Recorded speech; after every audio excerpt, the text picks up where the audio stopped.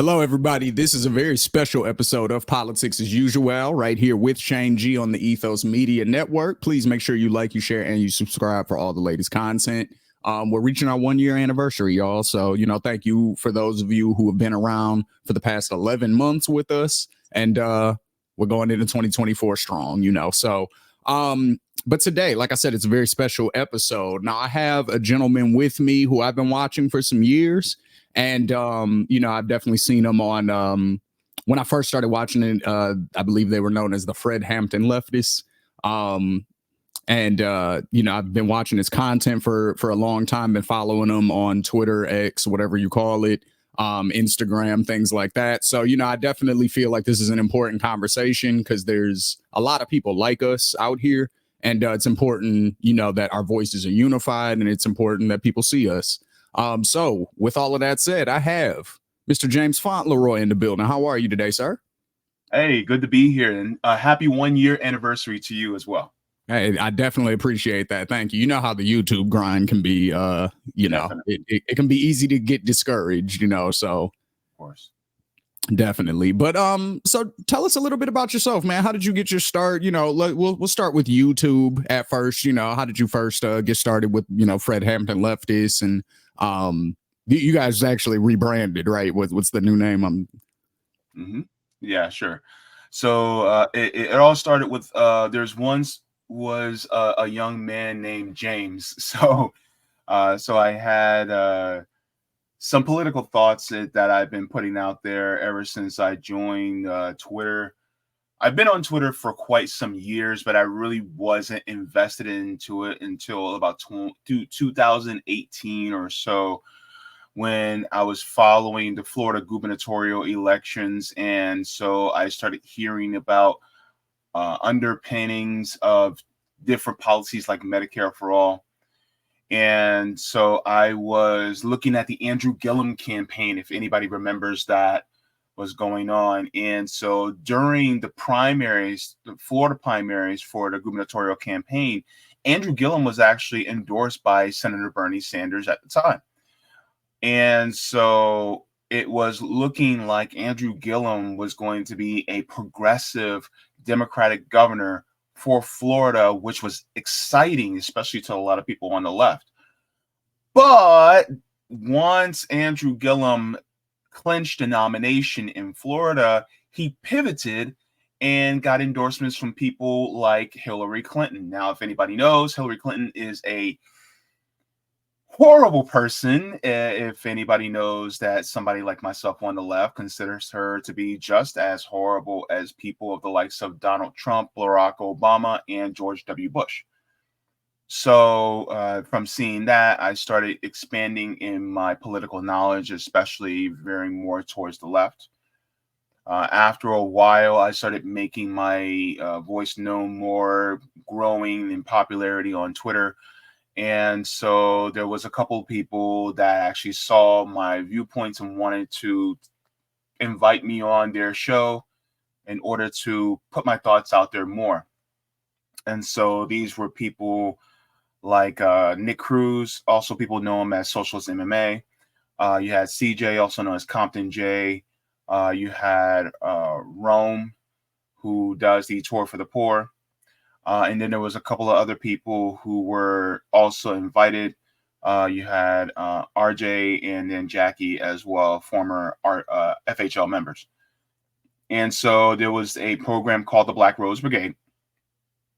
And so on that show, we were speaking about our experiences of being Black people on the left, as well as, being people who were working class or poor for the most part. And so that's how it really started there. From there was some amazing conversations that took about. We one day stayed after, met, and it was proposed to me to be part of the launch of the Fred Hampton Leftists. We actually came up with the name during that meeting. And so then in April of 2021, Fred Hampton Leftists was born.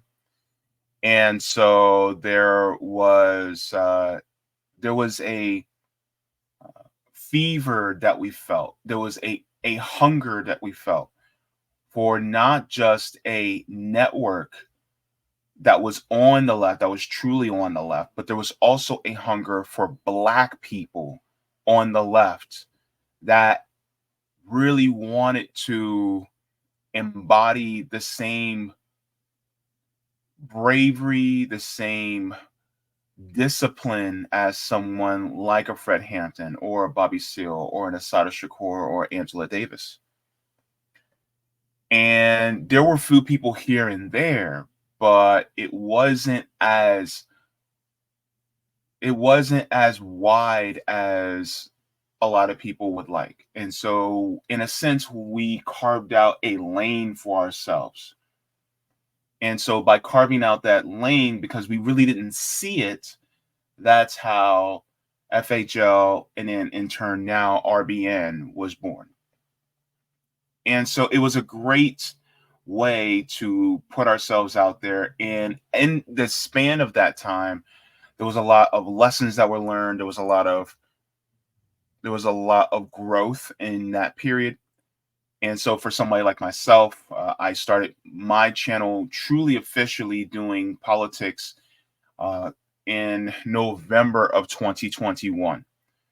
So I've already just passed my 2 years on my own channel. And so because of that, that's where we started.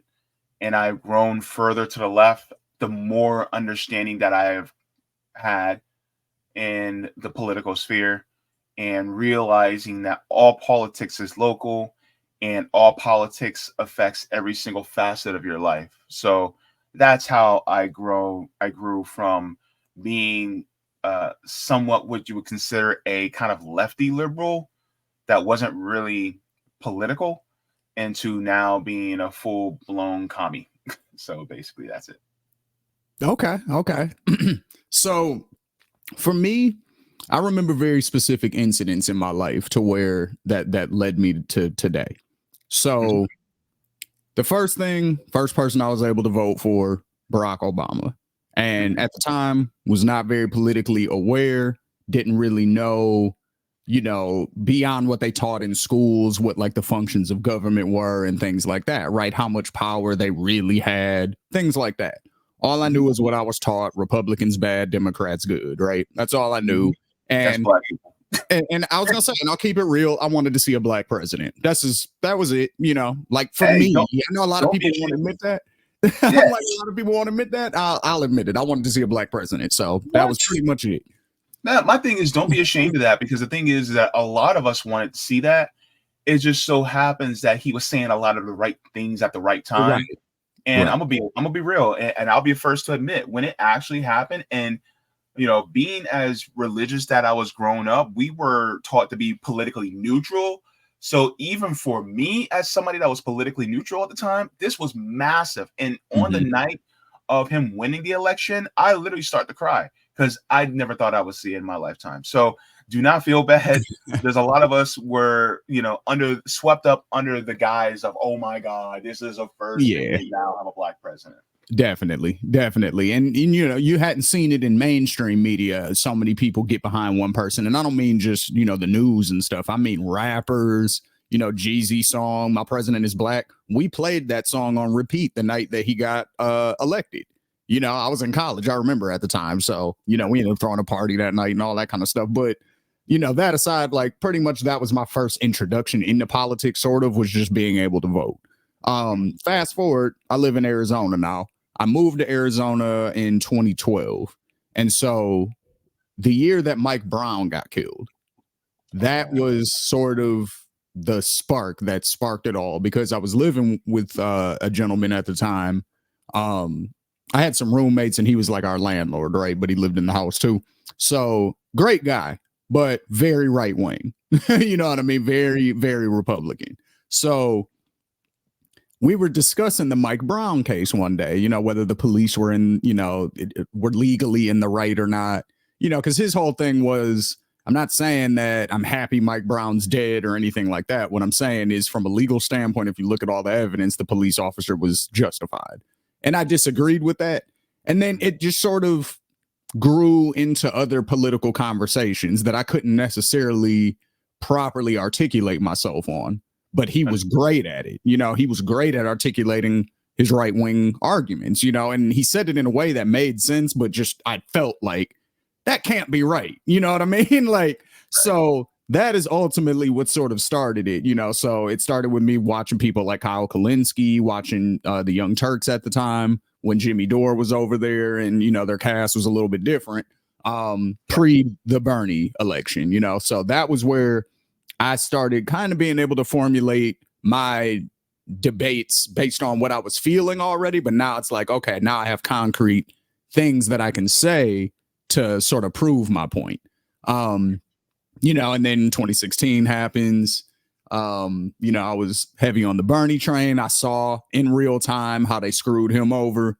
And then that kind of got me off of the Democrats. Like I voted for Jill Stein that year. I didn't vote for Hillary.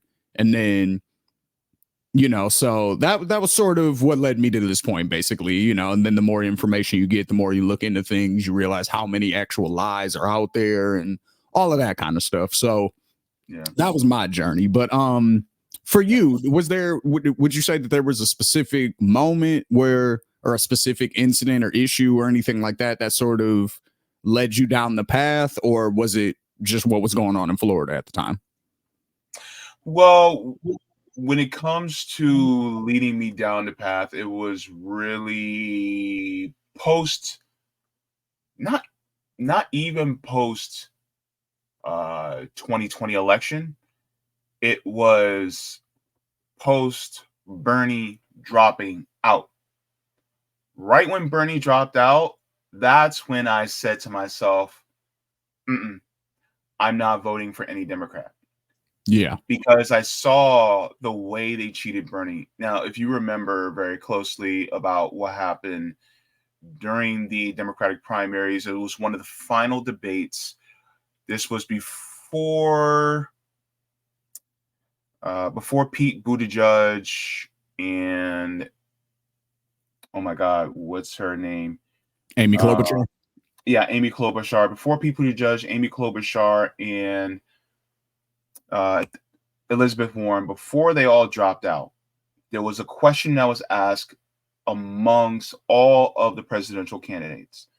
And the question was, and I'm paraphrasing, if you have one person with a plurality of votes, but not a majority, should that person go on to be the nominee of the Democratic Party, or should you send it back to the delegates to decide basically who they want to be the nominee instead of it being a democratic process? Right. Everybody except for Bernie Sanders raised their hand to let it go back to the delegates. Of course. And of course, Bernie said, well, no, if it's a plurality, then let that be the deciding factor. And that told me that the Democratic Party did not believe fully in the democratic process. The Democratic Party is as democratic as the Federal Express is a federal government bureaucracy. So it's just a name, right? It's just like Burger King is not the king of burgers. Right. It's just a name. So the thing is that this made me realize what it really is. You have people like Kamala Harris that backtracked on Medicare for all during the debates, really, during the earliest part of the debates. Tulsi Gabbard backtracked and basically revealed that even though she's touted herself as progressive at the time, she actually did not believe in any policies that were truly progressive, like Medicare for all. Then you remember how Elizabeth Warren tried to say she was for Medicare for all. She touted it, as fervently as Bernie did. But then when push came to shove, then she tried to create it into what Pete Buttigieg wanted it to be. So nobody was really a Medicare for all or single payer healthcare purist besides Bernie. And so then it showed me that none of these people really truly care about having a true system that will benefit everybody from the ground up. It's they all wanted to have a system where it's tiered, right? Some people are better than others. So some people, get to have this system, whereas everybody else who are lower in the rungs can have that system. And it just rubbed me the wrong way. So in a long-winded way, I'm saying that because of the 2020 primary that caused me to vote in 2020 for Howie Hawkins. Unfortunately, he's definitely not the best on a lot of different issues, but I rather have voted for Howie Hawkins than voted for the duopoly. And then, of course, as I learned more about what's went on, for instance, with the DNC fraud lawsuit that was argued by Bruce Spiva, basically speaking about how the Democratic Party is a private organization. It is not a government institution. And so when I found out about all of that stuff, that was so shocking to me, like that how it functioned that way. And like when when the WikiLeaks emails came out about Hillary basically being, not even basically, she was literally in control of the funding of the DNC and like who got money, and everything had to be cleared through her during the race when Bernie was still in it. I was like, wait a minute, like what is going on here? Like that was shocking to me. Like I didn't realize it could be that blatant. Well, yeah, I mean, even Donna Brazil actually revealed that. Yeah, she And admitted to it and then tried to like backtrack later when everyone was like, but you said this. And she was like, well, no, not really. Like, yeah, I mean, it's crazy because with Donna Brazil, she revealed that. And then the WikiLeaks brought out how Debbie Wasserman Schultz was also part of the rigging of the DNC. But is it really rigging if the system is corrupt from the outset? Not really. It's just that the Democratic Party has always been this way. It's just a lot of us woke up to it, especially when we actually tried to put somebody in office that we thought was for the people. right. Now I look at somebody like Bernie Sanders now and I go, was he really for the people? Part of me feels like he was controlled opposition now, which some people are now starting to see, especially because of his position regarding the massacre that's happening in Gaza. But at the time, we felt that Bernie was a man of the people. Yeah. Yeah. That was a disappointing change. Or, I don't know if it was a change or, if he was revealed who he was the whole time. I don't know. I don't know what happened there. Like there's some theories floating around, but we won't get into all that today. But so I guess my question then would be, as Black people, right? Because we know that at this point, we know. And one good thing about this Biden presidency that I will say is I've heard more people who were just lifelong dedicated Democrats make any sort of excuses for them. Well, the reason they can't do this is because of XYZ, and they'll give them all the excuses and leeway in the world why they can't get things done. These people, I'm finally seeing where even they're like, I don't think I can vote for Biden again. Like, you know what I mean? So it's like, it took somebody so horrible for people to wake up to it, it looks like, but it does feel like it's starting to happen. So I guess the energy feels reminiscent to me, sort of how it did in 2016, where it was like, we're looking for something to be radically different now. And that's why Trump was the leader on the right. That's why Bernie was the leader on the left amongst the people.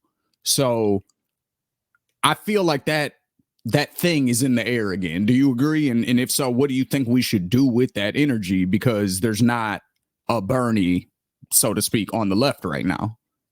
So what strategy do you think we need to be trying to use to cultivate this energy in a positive way? That's a good question. And one of the things I was actually thinking about was when it comes to Joe Biden, think about it this way. What would the energy be like right now if Donald Trump had won 2020 election? If Donald Trump had won the 2020 election and the same scenario works out to right now what's going on in Gaza, there will be a bunch of liberals that are also be screaming for a ceasefire. They will be teaming up with us on the left. But for when a Joe Biden or a Joe Manchin or a the governor of California, I forget his name. Gavin Newsom. Kevin Newsom. Yeah. Gavin Newsom. Gavin Newsom. I'm sorry. For some reason, my brain is slipping today. Don't do drugs, kids.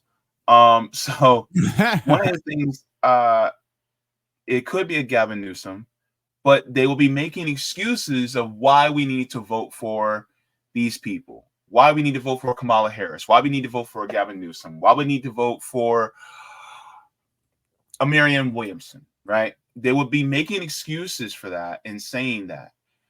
The benefit of having a Democrat in place now is that this is showing and revealing the rot that's not rot, how corrupt the Democratic Party has been for decades.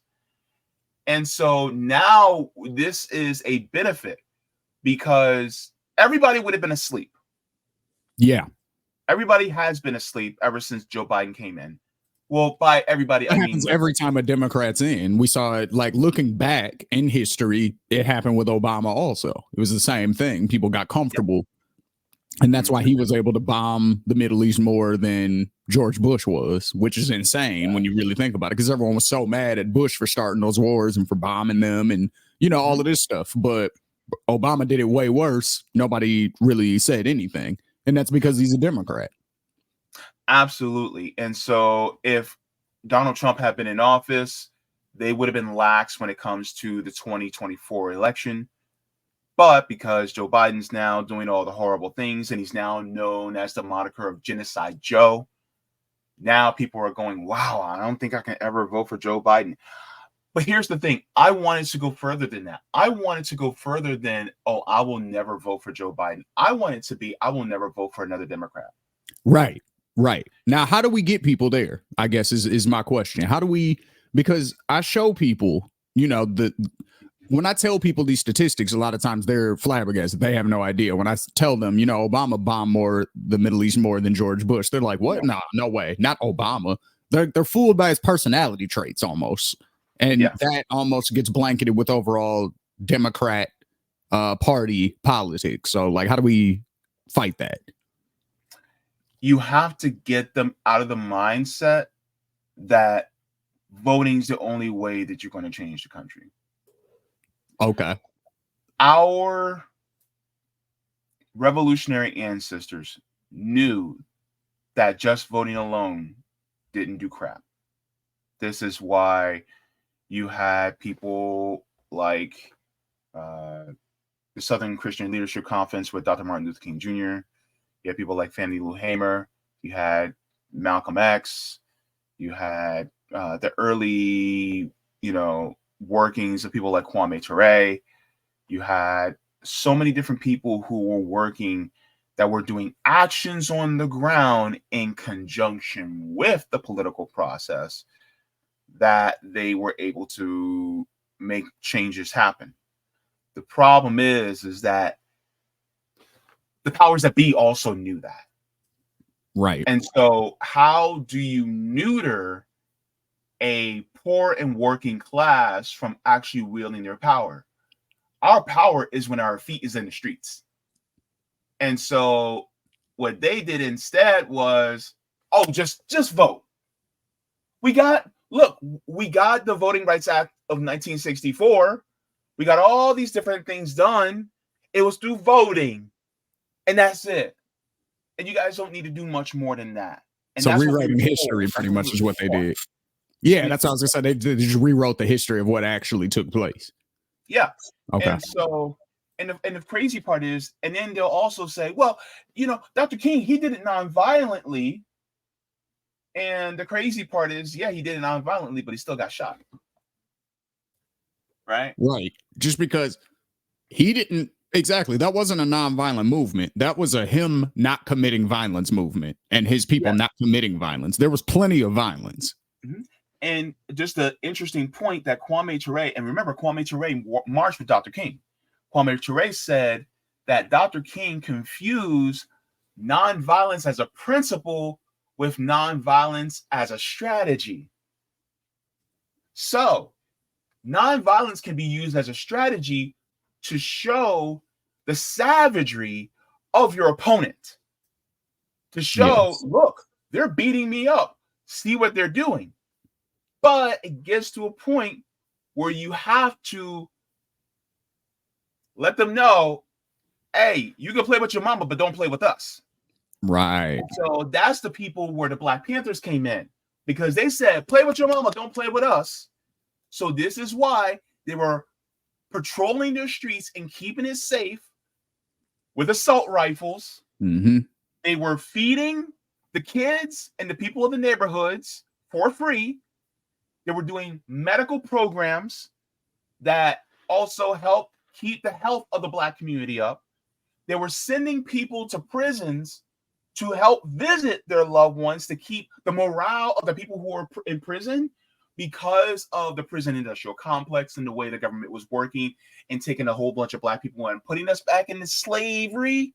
And They were anybody doing knows that. also when you have that support, the recidivism rate is a lot lower if you have support on the outside. So being able to have that constant reminder of your family and friends who still love you on the outside, that's going to increase your chances of returning to society and being productive versus having to go back in, which is what they ultimately want.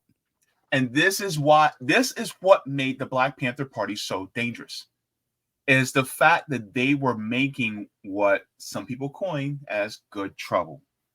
Mm-hmm. And the FBI said that the Black Panther Party was probably one of the most dangerous groups in the nation because they were helping people.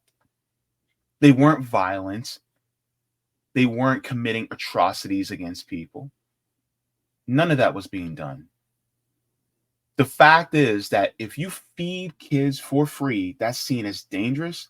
That tells you exactly what you need to know about the system in which you live in.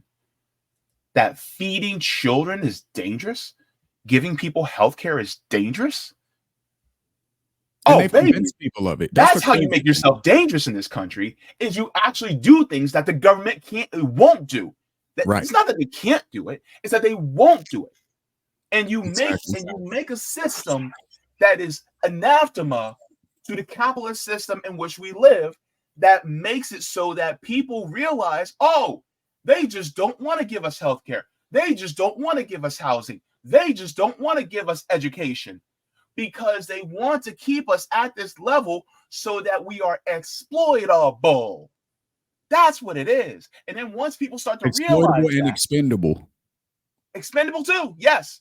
But once they realize that, and that how it's on the ground work in conjunction with all the political stuff that happens, then that's when they realize, oh snap, we can literally change this country with just 3 to 5% of the population. Yep. It only takes 3 to 5% of the population to actually change the nation. And the powers that be, and by powers that be, I mean the people who are owners of the central banks, owners of the corporate banks, owners of the captains of industry that are puppet masters of the politicians, they know this. They read Marx. They read Engels. They know all this. Look. That's why they don't want us reading it.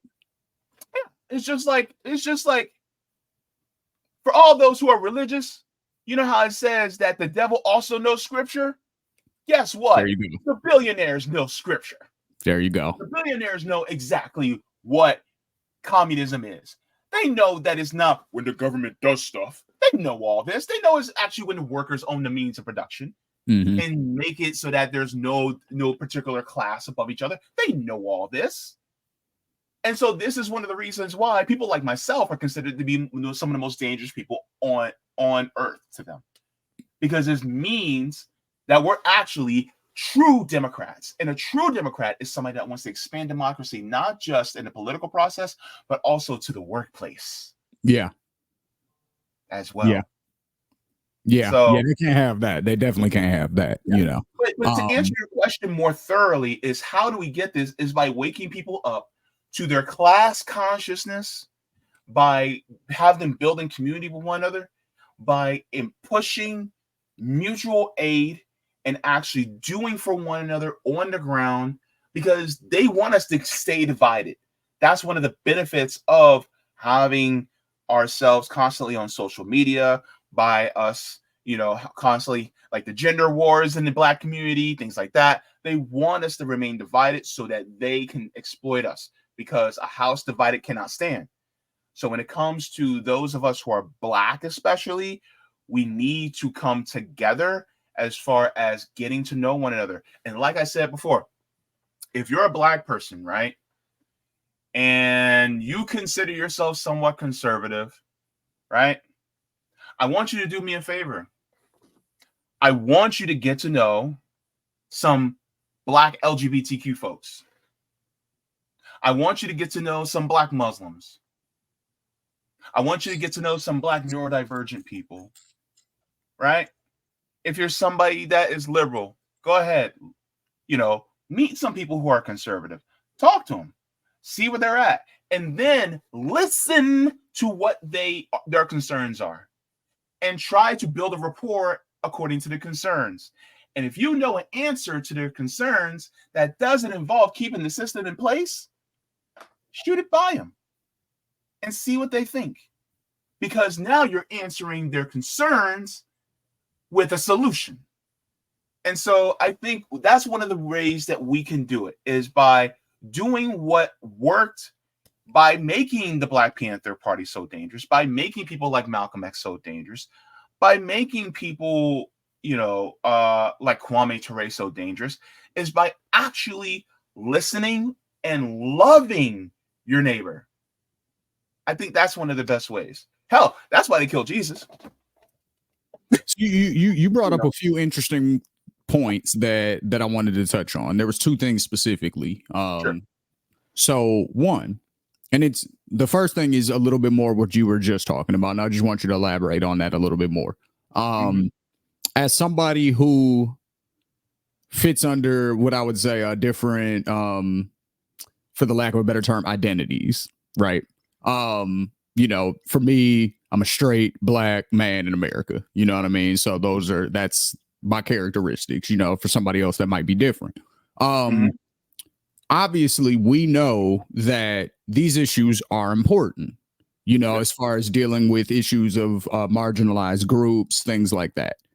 I'm totally obviously on board for that because, I've historically I grew up in a very diverse area, you know what I mean, in Michigan. So luckily for me, I was exposed to a lot of different backgrounds, religions, cultures, sexualities. Like, I had gay people at my high school and things like that I was cool with. And, it was never really made to be a big deal, in my era, but I think, but that was the area I grew up in. Cause like, if you go, further in Detroit, like in the inner city, it was definitely still, more, I don't know, stereotypical of how the inner city functions, I guess, So I think I was lucky in that sense that I was able to grow up with different types of people and, understanding different people's backgrounds and struggles and things that, are important to them. With all that being said, strategically, when you're trying to get people on board to, because we were talking about voting earlier, when you're trying to get people to vote for a candidate and you think your candidate has the best ideas, what I'm seeing a lot on the left is they're turning off people who agree with a lot of their ideas in the sense of like, because I live in Arizona. I live and work with a lot of, Republicans who overall seem to be socially, I would say, kind of libertarian. Like they may not be quote unquote in agreement with certain lifestyles, quote unquote. Like I don't like that phrasing, but I think you know what I mean by that. But they're still like, but whatever, it's not really my business. And I don't think the government should have anything to do with it. And I'm like, okay, cool. Like that's good enough. You know what I mean? Like, we can work on the other stuff later, but like that's a good starting point. But then they'll agree with the healthcare. They think we do deserve Medicare for all. They do believe in forgiving student loans. They do think college is too expensive.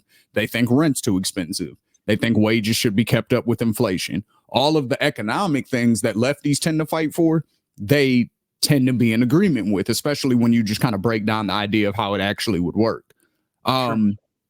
So I'm seeing the issue on the left of people leading with, we need to fight for trans rights. We need to make sure that Black women are, upheld. And, it's like, yeah, I agree with all of that stuff. But a poor white dude in Kentucky who doesn't know any Black people, that doesn't really resonate with him. Like, that doesn't make that person racist necessarily. It's just, it doesn't resonate with them really at all. Like, most people are concerned with what is going on immediately in their circle.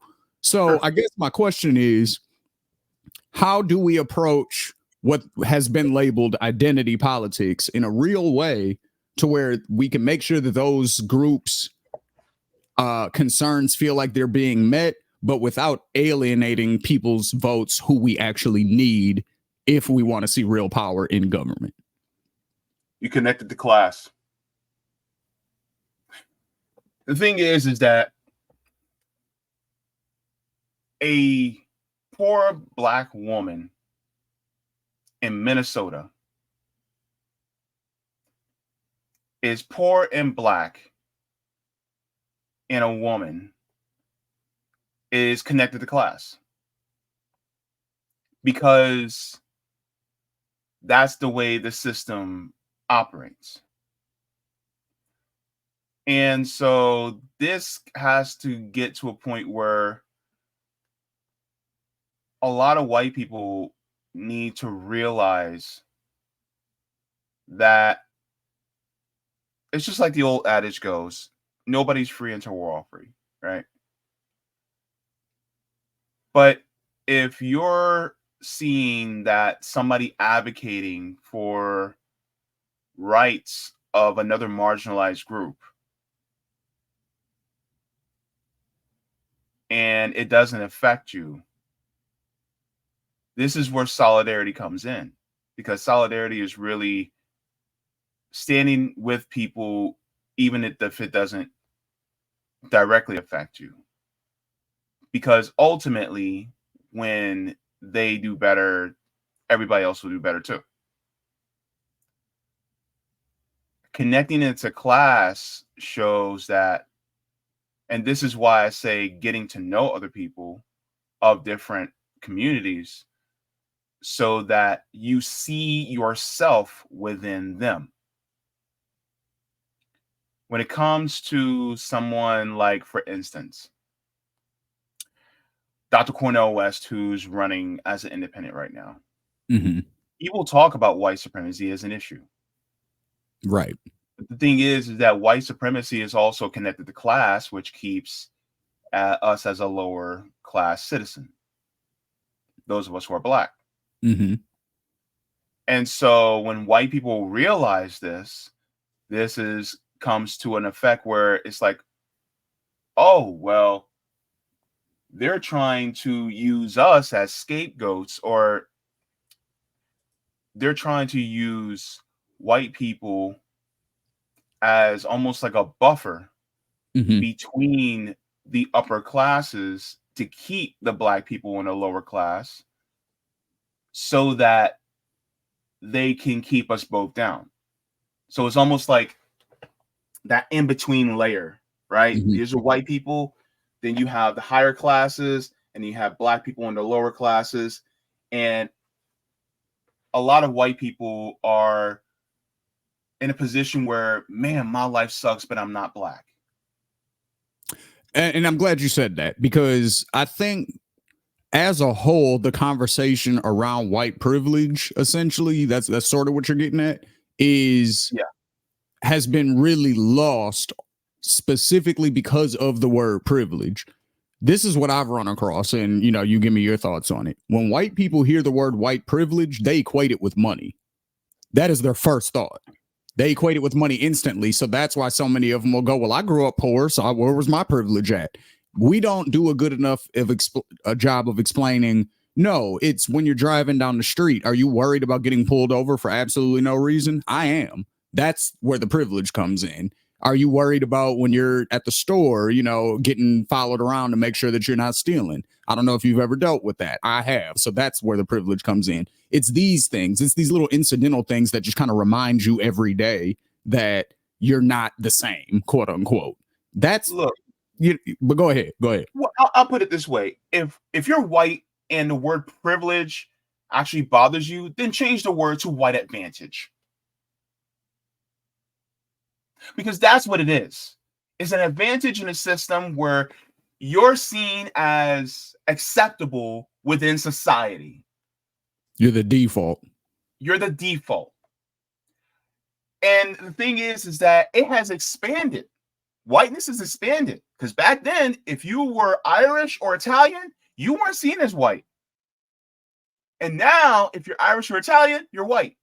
Now it's so funny that you say that too, because I was just having this discussion with a friend of mine the other day, and he was saying how he doesn't consider himself, not that he doesn't consider himself white. He was like, it just doesn't really enter my thought process being white. Like, white culture doesn't really exist. Like, and so that's what he was saying. And he was like, if anything, I just consider myself an American. And I go, that right there in itself is privilege. And he was like, what do you mean?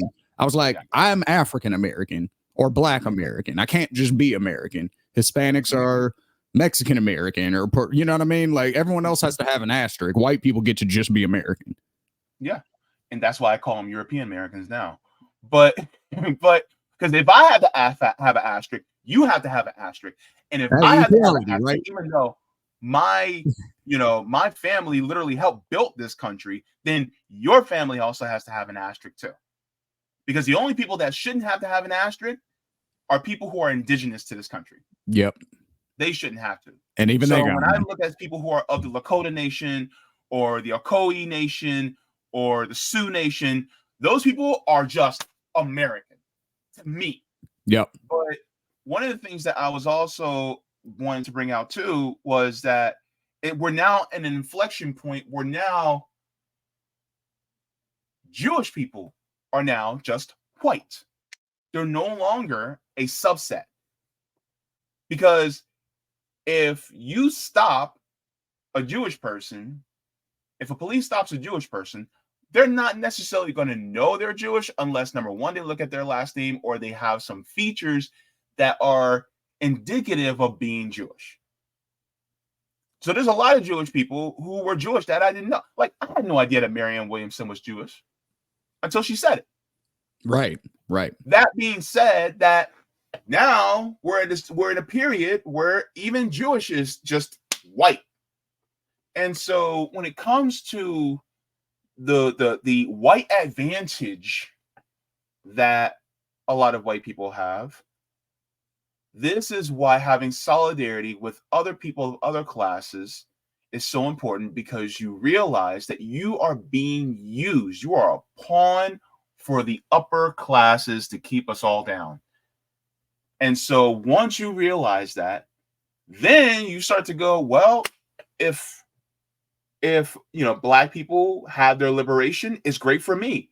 If queer people have their liberation, it's great for me. If we start recognizing the rights of disabled people, it's great for me. If I stop being xenophobic or have any xenophobic proclivities, then it's great for me. The thing is that all these things are going to be good for you. If Black people get reparations, it's going to be good for you. Like, that's the crazy part. It's getting to a point where you start to use your empathy in place of your whiteness. I like that. And that's what they say, a rising tide lifts all ships, right? So I'm pretty sure I got that phrase right. So another thing I wanted to ask you about, and I don't want to misconstrue your position on this, so correct me if I'm wrong, but would it be fair to say that you are, I don't want to just blanket say pro Second Amendment, but like you believe in citizens being allowed to own firearms? Would that be a fair assessment? Yeah, I don't believe I believe all citizens should be able to exercise their Second Amendment rights, and I don't believe in I don't believe in absolute gun control until you take the guns also out of the hands of police. Okay. How do you now that's not necessarily a popular position on the left, at least verbally, rhetorically. You know what I No. mean? Because a lot of people, they're going to point out the statistics of other countries who don't have guns and how their, gun death rates are way lower, their suicide Mhm. rates are way lower, all of these kind of things. Mhm. Which I've looked at also, but our situation in America is totally different. So I'm going to be honest, I flip flopped on this issue a lot throughout my life. I've seen examples where I'm like, well, that shows that having a gun is probably not a good thing, and then I've seen examples where it's like, oh, if there wasn't a gun in that situation, that could have ended horribly. So I've seen it both ways. So I'm not convinced. What would you say to somebody on the left who, argue your position to somebody on the left? Look at Canada. Canada has a massive amount of guns per capita, and yet they don't face nearly as much of gun violence and gun deaths as we do. The thing is that a lot of times it is we try to solve the issue by treating the symptom, not the cause. Mm. Why in the world do people feel like they need to have a gun all the time? Why do people feel like they have to be armed all the time? Because what is the source of crime largely in this country? It would be poverty. Oh, there you go. Would be the So answer. if you solve the poverty issue, then wouldn't it in turn make our nation a lot safer? If that's the case, then the necessity for firearms would actually drop because people don't need to feel the need to have to protect themselves as much. If you solve the housing issue by giving people homes, right? Because that's if you really want to just end homelessness, just give people homes. It's actually That is quite the solution. Absolutely. that's the solution. I mean, look, they're doing it in Norway. And that's the quickest way to make them, become productive in society and be able to, again, do what you were talking about earlier, help everybody. You know what I Yeah, mean? Like the person on the street can't help themselves, let alone do anything to contribute to society. But yeah, if you give them that starting point, a lot of times they can make great things happen for themselves. So, yeah. yeah. And then look at, for instance, people are concerned with theft. Well, why do people steal? It's either crimes of opportunity or crimes of desperation. That's what people commit crimes of. Yep. So if you want to stop the theft, well, then you get rid of the desperation and you give everyone the opportunity. So why aren't we paying people a living wage, a thriving wage, so that they can be able to make enough to have in this country? Why don't we guarantee housing in this country for people so that they won't have to ever feel like they're homeless? See, here's the thing. The system that we have wants the crime to be high so that people are on edge, so that they buy the guns, so that we keep a police state in place, so that we can continue to continuously have slavery, which is allowed in the 13th Amendment for punishment of a crime. It's Absolutely. all connected. So therefore, ultimately, if you make the system safer by doing this, you literally have to affect the material needs of people. But if you make it safer, that means that who is at the disadvantage? People who are at the disadvantage is the people in the upper echelons of our economic society. They're the ones at risk because then they do not have as much wealth. They do I was not going to have say, as much exclusivity. I was going to say they're not even necessarily at any disadvantage. Like they're just not as much of it. They just don't have as much of an advantage as they do currently. They would still be up, but that's what I also try to explain about certain, left-wing policies economically because that tends to be when I talk to especially younger conservatives, people like under the age of 40, that tends to be those are their two issues. It's the economy and it's guns. They bought into the propaganda that Democrats want to steal their guns, and I have to convince them that's not true. And then they feel like under Republican presidents in their lifetime, the economy has been stronger. So Well, I'll push back on this. It's not necessarily Democrats don't want to steal their guns. Liberals want to take some of their guns. I'm gonna be honest. I think they do. They just want to do it in a way. It's not, let's say, take their guns, but they want more gun reform. But to me, that gun reform is really just a band-aid on a gaping wound. If you really want to treat gun reform, then you have to treat the underlying causes of why people need guns in the first place. And the thing is, with Democrats and liberals, they don't think that far ahead because they're not told to think that far ahead. No. And they think, well, if we just accept LGBTQ people in our lives, then everybody who's LGBTQ will do okay. Look, as a gay person, I'm going to tell you this right now. If you solve the issue regarding housing, if you solve the issue regarding education, if you solve the issue, in regards to having no discrimination at the workplace and having democracy in the workplace, then of course everything else falls into place socially. So if you really truly want to solve, here's my problem with liberals. They will talk about love is love, and they will talk about how much they care about LGBTQ people. But the minute you propose a nationalized healthcare system so that trans people can be able to get their gender affirming care, and that people who may have HIV or other different debilitating diseases that are LGBTQ can actually have healthcare without actually having to put up a GoFundMe for it, then that's when they go, oh my God, you're trying to take my choice away. No. That's the problem right there. It's the fact that you don't want to affect the actual foundations of people's needs on a fundamental level, so that everybody has the same. And by everybody having the same, I don't mean everybody having crappy healthcare. I mean everybody having top-notch healthcare. I'm not talking about crappy living conditions. I'm talking about everybody having top-notch living conditions. Why is it a problem if somebody that doesn't work 40 hours like you do, why is it a problem if they have a house just as nice? Oh, because they didn't work for it. They still work for it, but they may not do the exact same type of job as you. That's okay.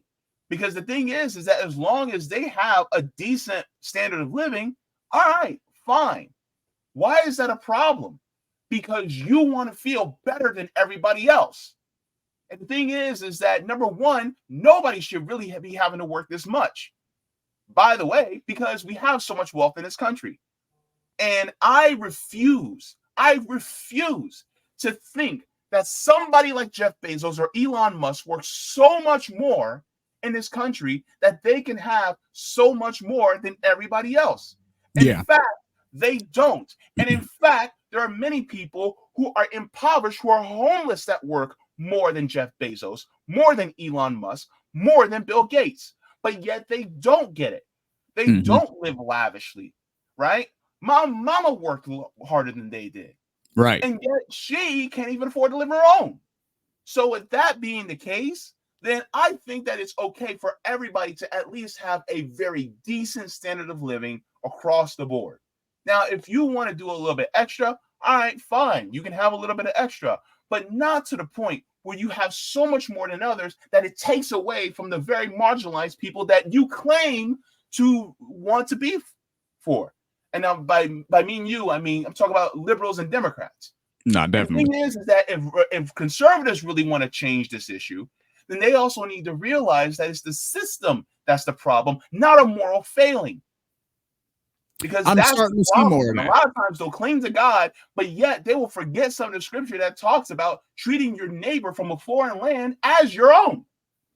And, Sorry, and I'm in going off on fairness, a tangent. no, you're good. I appreciate it. But just to be fair, like I said, because I live in Arizona and I work and am around, people who vote Republican, I'll call it that. I don't even know really what to label people anymore because everything is so up in the air. Like you ask them about LGBT issues, they're like, I'm cool with gay people. But then you ask them about the economy and they're like, I don't believe in, whatever taxes, and I don't believe in socialism or whatever. So it's weird. Like everyone's in this weird gray area right now, I feel like. But so the people that vote Republican, I'll say, they're starting to see that because when they're realizing that they've been lied to on this because that's what it is.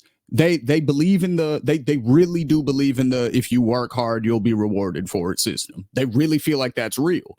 And more people are starting to wake up, when they see the inflation going crazy, when they see that their wages are not going up, but company profits get announced every quarter and they're in the hundreds of millions of dollars, but our raise is only 60 to 70 cents every year. They're starting to connect the dots. So I'm hoping that leads to them reaching the same solutions that people like you and I have, and I'm, hopefully videos like this will kind of scoot them a little bit closer to that.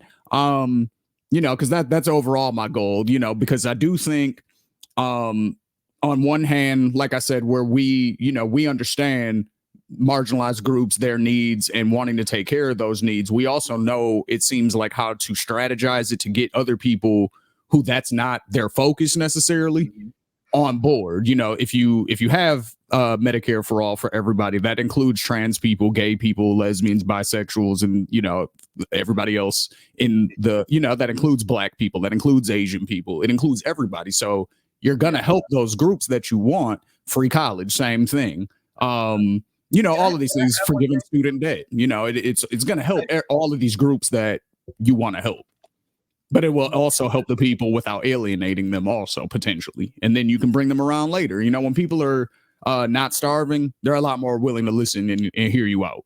That's what I've noticed. You know what I mean? When people aren't angry, they're a lot more willing to be open-minded. When people are angry, they're looking for somebody to blame. Yeah. I just want to add this one thing to any conservatives that are watching. Harlan Crow, Jeff Bezos, Elon Musk, they are all as evil as George Soros. 100%. They are just as evil because they got their money the same way George Soros did. So if you hate George Soros, then all right. Harlan Crow, Jeff Bezos, all these guys, all of them, because they all manipulated and they all, cheated their way to get to the top. And those mom and pop you stores. Do not like them, then hey. And also, wouldn't it be nice if you could choose how your workplace is operated in a democratic way, and then on top of it, all the profits that are made are democratically chosen and dispersed among all the workers? Wouldn't that be nice? The people who generate the profits are actually getting to make decisions and keep some of them. It only makes sense, but that's crazy talk. James, what are you talking about?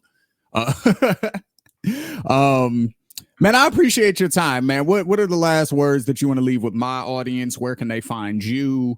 How often do you go live? I see you going live all the time on YouTube. This is your show to close out, brother. All right. Thank you so very much. Yeah. So one of my final words to people is, one of the things I always say at the end of my show is leave the world better than you found it. Love will save us all. And I know it sounds cliche, but loving the people who you don't even know is what's going to help us. But that love needs to be in action. One of the phrases that I love, it was coined by Dr. Cornel West. He said, justice is what love looks like in public. So if you truly want justice for yourself, then you also want justice for people around the world, even people who don't look or love or worship like you. Because ultimately, that's what it's about. And in doing so, you're going to be affecting yourself in a positive way. And so get to know people who you feel like you would never have any type of rapport with. Now, within reason, like if you're a Black person, don't be trying to go to no Klan rally and try to get to know people. No, stay away. But what I mean is people who seem like they have some ideas that are not so centered with yours, and try to get to know them and their concerns. And if you know the answers to their concerns, well, then try to propose that to them in a very logical, rational way, but do it in a kind way. You can disagree without being disagreeable, right? So just try to leave the world better than you found it. Now, if you guys would like to follow me, you guys can follow me on at JBFont on Twitter, or also on my Instagram as well. It's actually right here. So if you guys see, then right there, you guys can see. Also, if you guys would like to, you guys can go to my channel. It's at JB Font on YouTube, Rockfin, Rumble, Twitch, and yeah, so you guys can go there. And if you would like to, you guys can also follow me. I'm also on Revolutionary Blackout Network. I am one of the co-hosts there. You guys can go to Rev Black Network on Twitter. You guys can also look up Revolutionary Blackout Network on YouTube, Rockfin, and Rumble. So you guys can find us there. I go live on Tuesdays, every Tuesday at 2 p.m. Eastern Standard Time. I also do readings of different books. I just finished Asada Shakur's autobiography. I'm also reading Dr. Devon Price's Laziness Does Not Exist. I read books from Michael Parenti. I read books from George Jackson. So I do that as well on my channel. So if you guys would like to, and I try to have as much fun on my channel as possible.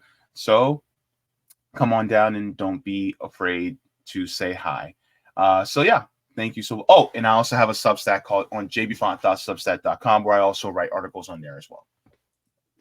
There we go. There we go. So, plenty of content for y'all to check out. You know what I mean? He's putting a lot of good information out there. He's providing a perspective that's needed. Yourself, James, Compton J, Socialist MMA, you three are a big part of the reason why I started my show.